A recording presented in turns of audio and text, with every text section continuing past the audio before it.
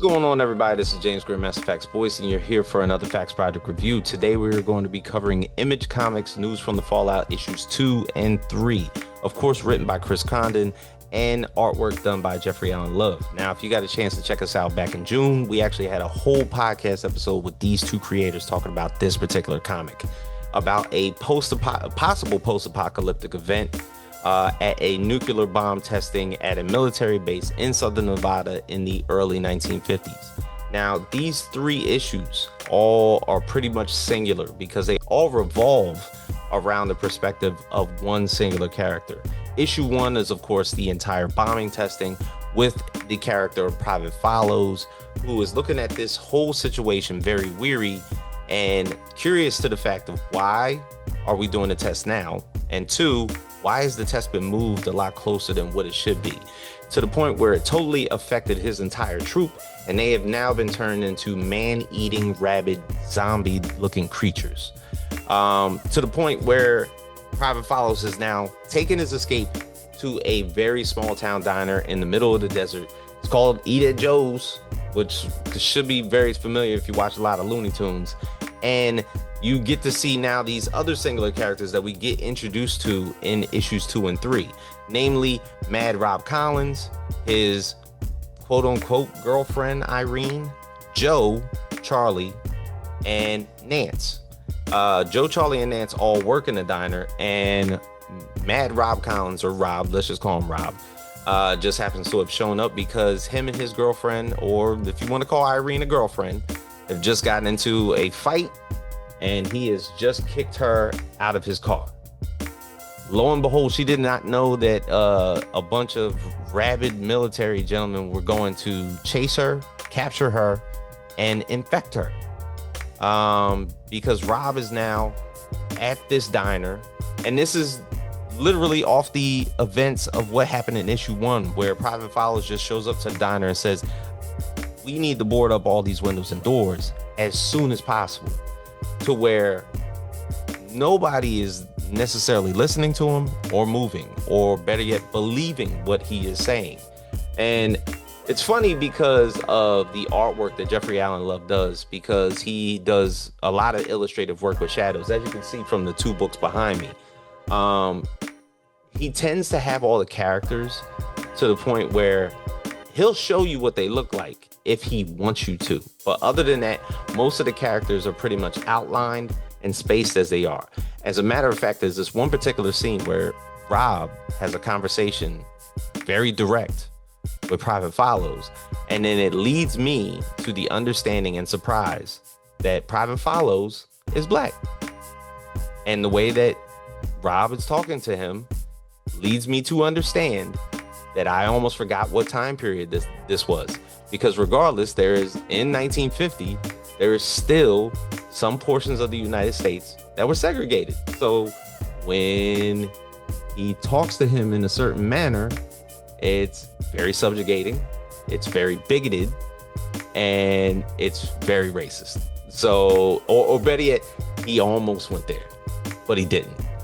To where Charlie and Joe are just basically like, yo, chill out, let's just hear the boy out. He seems to be going through a turbulent time, and we're not sure exactly what's happening with him. So for one, Private Fallows doesn't at first want to tell him what happened, because as those of us in the military, we have to keep everything classified as top secret as possible until it isn't, until he realizes that there's actually, his fellow troop running over the hill to attack them. And I told you guys before that Irene just got kicked out of a vehicle and she was outside anyway. So all the while, regardless of what's happening and how much that they believe him, Irene has just been infected. She is now running towards the door, and she is like posted up right in front of the front door, bashing the window with her face. Rob just seems to think that, something's wrong with her. You need to just get her to a doctor and everything will be okay. To where, Joe is like, no. There's something wrong with her. And understanding the fact that, some more of that troop And most of that squadron is just sitting outside, and they're all infected, and they're still coming as well. Joe goes to grab a gun, and literally, Mad Rob Collins used to be a boxer. Doesn't seem to be like the most patient man. Not understanding the fact that Irene is, as I said before, bashing the window with her face. He just wants to let her in so he could take care of her. To where Joe is like, no, she got to go.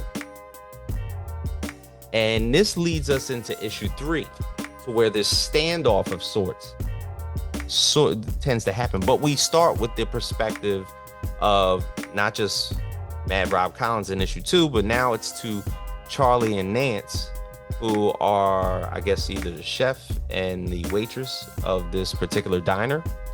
And they're just talking about an escape, just to ways to get away from here. If we're going to be lonely, let's be lonely together. Very romantic. All the while, everything that was happening in issue 2 inside of the diner is happening. And a struggle ensues between Joe and Rob, to where he grabs this rifle that Joe is holding and telling him, if you're going to do it, if you want to aim at me, you got to shoot. Because, I'm Mad Rob Collins. I don't take no mess. And I think he kind of just pushed Joe to the limit because, he's not listening. Rob is literally saying to everybody in there that there's nothing wrong with Irene. Let me just get her to a doctor. So on and so forth. Private Fallows wants to intervene, but doesn't feel that he should. It is a live weapon. Shouldn't get involved. And Rob ends up getting the tail end of a bullet. And then they feel as though they need to make a drastic escape. For one, Joe probably feels bad because he had to shoot Rob. But 2, because of all that's coming to this diner, they have to leave.